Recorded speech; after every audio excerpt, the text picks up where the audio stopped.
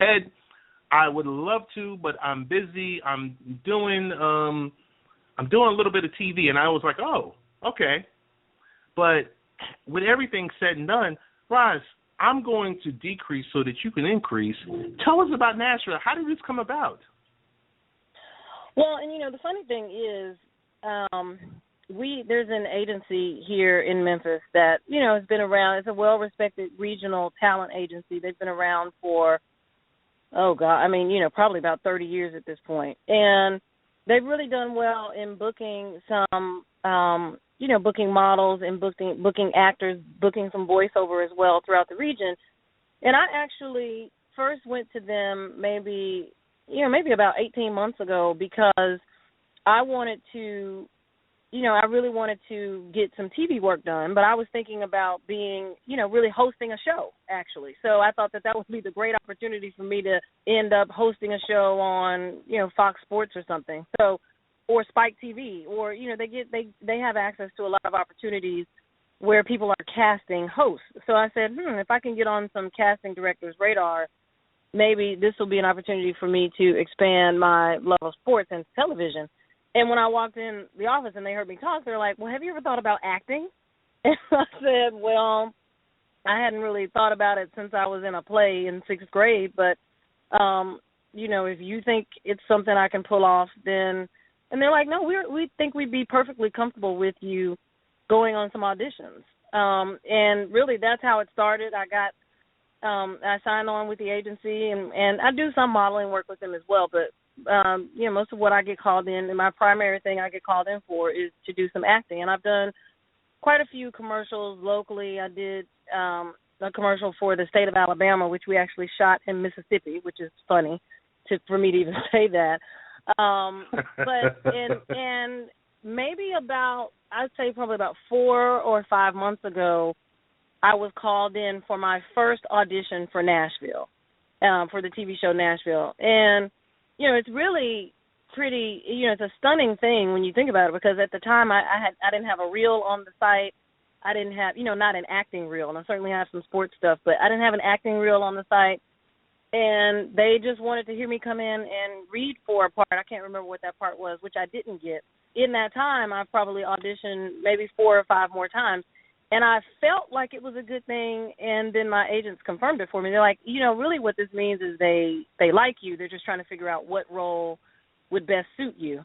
And lo and behold, This last time I went in for the FBI agent role that aired last week, that was the winner. Right. And very exciting stuff. I mean, it was, a reasonably quick shoot. It was exciting. Everyone on the set was really nice. Everyone in hair and makeup, even the really principal big boy actors that are on every week were very, very nice.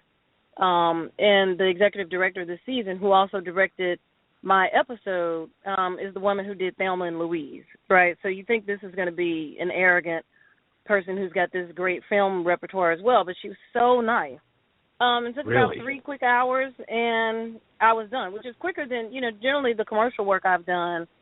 I did a commercial here in Memphis for Mercedes-Benz of Memphis that we filmed on historic Beale Street from like 12 a.m. to 4 a.m. to 4 a.m., like overnight in the middle of the night, and took about, actually I got down there at 10:30, from 10:30 until 4 a.m. But they were trying to get all the different camera angles. But, in network television, they've got all the cameras set up at one time, and you do the shot maybe 3 or 4 times, and that's it. So, I'm really thankful. I'm looking forward to the opportunity to get, some more television work, maybe to be back on the show. I imagine they're done because my episode was episode 18, and they usually go to around 22. So they're probably wrapping up this season, but I would love to go back on next season and work with those folks and maybe do some more TV work as well. Fun stuff. Really, really fun. Really have you had a chance fun to watch stuff. it yet? Because I know you were on your world tour. Have you seen the episode yet, or you still got it on DVR? No, I have it on DVR. I saw the episode. I had a small, it's like hard time following because I'm coming in on season 3, episode 8. I only started watching once I started auditioning for them. I was excited that the show came to Nashville because, it's in Tennessee, and it's actually filmed in Nashville, and it's a big deal So I liked that, and I went to college in Nashville. I'm very familiar with the city, so I was very happy to see that they had a show there. But I didn't start following the show until this season. After I went in for my first audition, I'm like, I guess I better watch if I'm going to end up being on the show. And it worked out. Wow. I mean, I did see your scene. I was looking for your scene specifically. I was like, okay, so here I am, and I will be straight up with you because I will not lie. Well, at least not while we're being recorded. I will not lie. Right. But so I'm on the phone with Danny Thompson, and I'm like, Danny, I need to see the scene with, I said, tell me where about, because I said, I have no idea what's going on the show. Right, exactly. And he told me, he said, okay, it's about 2/3. And I said, Danny, I'm watching it without any commercials. Help me out. And so Danny's in Orlando, and as you know, I'm in New York, and we're both, and I was like, okay, I got it. And so I saw the scene, and I said, you know what, Roz, as usual, you do it again. You do it again. Oh, thank you. Thank you. Really. I want to go real quickly to what's happening in the world of yoga with you.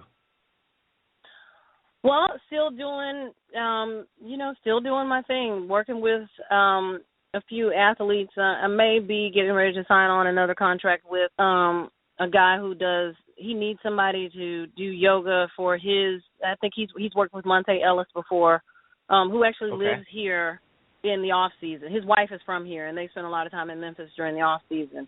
So he's worked with Monte Ellis, and so he's got a roster of guys, a lot of NBA guys actually, that he's hoping he can get some yoga incorporated into their routine. So I'm talking to him about that. And then I have my normal schedule that I have my students that I see every week, and I love working with them. And I love to, especially on a day like Earth Day, to be around all these crazy yogis who are celebrating it in different ways, and it's a really good vibe. Gotcha. It's a really good vibe. Gotcha. I gotta switch gears again and say, so what's the haps with the online media? What's the haps with SF Journal and you know, it's affiliated with Yardbarker and or Fox Sports? Like, how did you go about that? Tell us about it. Yeah, well, I have been, you know, and if I ever actually, you know, make it to a next level of the entertainment world, you know, the story I tell will be pretty interesting because I had no clue of Twitter. You know, I had my blog for maybe a year, close to a year. I had a blog. Okay. And I was only trying to shoot it out, you know, my blog at Lady Things of Sports, and I was only trying to get people to become fans and read it through Facebook. And not very long after I started my blog, I met the person who is now my husband, and he was like, "No, you got to get on Twitter. Like, what are you doing? What are you doing with your life if you have a sports blog and you're not on Twitter? Please get yourself together. Right. Like, get your account now." And then I get my account, and it was locked. And then that, you know, and lo and behold, there he is again. Like, what is it locked for? Like, how is anybody ever going to see your stuff if you've got your account locked? Don't be so, you know, you're not in corporate America anymore. So I unlocked my account, and it completely changed my world. I finally figured out how to navigate it and was able to build. You know how Twitter is awesome in the way that you get to build your network of folks that you talk sports with. You know, that's how you and I came to find each other. Totally. And that's how I came into contact with, you know, Ed over at the Sports Fan Journal and Jason Cleanscales, who are awesome. Ed's the editor-in-chief.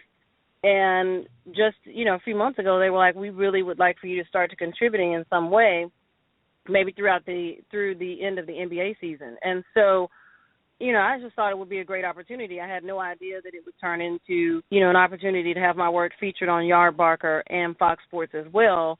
But, man, it's been awesome in that way. But they're just so great to work with. You know, that being on Fox is an extra perk, you know, but to have those guys who are really professional, great editors, great sports minds, really just very intelligent minds in general, to get their feedback on my work and to be able to bounce stuff around with them has been an awesome experience. And, oh, by the way, every now and then I get on Fox. So that makes it even, that sweetens the pot a lot more. That's a whole different venue, I'm telling you. Yeah, oh, it's a my whole goodness. different venue. Oh, completely. Yeah. Yeah. Well, I mean, Raj, you're a great follow on Twitter at R_Trinity, and we're always chatting about something, because I'm always including you and EJ and Danny, and when it's NBA related and something crazy. But I guess I feel compelled to ask you an NBA question. Maybe you'll come back in a couple of weeks when the NBA playoffs are a little bit more defined, because, now with it being the first round. Right now it's crazy. What's crazy? I mean, tell me, what were your thoughts when you heard this, there was a firing in Oklahoma City? Like, deserving, not deserving, just underperforming? Like, what was your immediate response? Well, I think a lot of people had, I'm not unique in my response, that we kind of knew it was coming, right? I mean, I guess maybe, I'm trying to remember, maybe after the series 2 years ago, maybe 2 years ago, I can't remember if it was 2012 or 2013, where there were so many rumblings about it being over for Scott Brooks, and then we heard that it wasn't. So we all kind of felt that the day would come soon. It's tough to have it happen now on the heels of a season where they were just so banged up that there wasn't much he could do. But you knew it was kind of in the works. I mean, I'm not, that's a guy that I wonder, does he surface again in an NBA head coaching job? Sometimes guys lose their jobs, and and it's not that I think, I like Scott Brooks. And he is one of the, he's one of the best dressed coaches in the league. He has very subtle touches in his accessories, which is a whole woman comment. But, he's one of those guys that when you look at him, you're not very sure if he has the look of a coach, whether he's a guy that GMs really have confidence in, that he'll show up on another sideline. I can't remember the coach's name, it's eluding me, but the little redhead guy who used to coach in New Jersey, who took over the job when, he was one of, what is his, I can't think of his name, I can't believe it. But he was one of those guys, right, that you look at and you're like, Lawrence Frank. Yeah, that's it, Lawrence Frank. You kind of look at him and you're like, is he going to get another job, or is this, and lo and behold, he hasn't gotten another job. Scott Brooks has that kind of look to me. But I will tell you one more thing before you have to cut me off. What I saw last night in Dallas made me think, well, it wasn't in Dallas, but it was in the performance of the Dallas Mavericks that made me think that guy that they need to put a wrap on the Dallas Mavericks head coach. Team was not responding last night. They weren't playing good defense at all. I was really disappointed in what I saw. And today to have him come out and say Rondo won't play again, as if Rondo, is the huge problem here. I'm like, he deserves to be fired. Rick Carlisle probably deserves to be fired after what I saw last night. Rick Carlisle, he kind of wears himself, I don't want to say he wears himself thin, but we kind of noticed that with the Pacers. But, hey, I want to ask you. And in Detroit as well. Yes. He's that type of person where, once you get him 3-4 seasons, you're like, okay, we've had enough, thank you. And, but there's so much to discuss. Tell me this much. If you had, and I remember asking you this maybe a couple of months ago, how much money would you put on it if I said, hey, NBA Finals rise, Golden State and Cleveland? Would you say 50%, 60%, 80%? What's your thoughts? I would say, 75. I'll go 75. And here's the thing. I would have said 30%. I probably did say 30% when you asked me a few months back. I just, I wasn't sure if Golden State is mature enough, from the standpoint of being at this level of play, whether they're mature enough at this level of play to go all the way. And I had no idea that Cleveland would somehow figure out how to tame to tame all these new players that they got in. Mark Shumpert, J.R. Smith. I didn't think they'd be able to get those guys together to actually make a decent run. But now both of those teams look really, really good. And even just last week I was talking about how San Antonio still looked like a force. And, you know,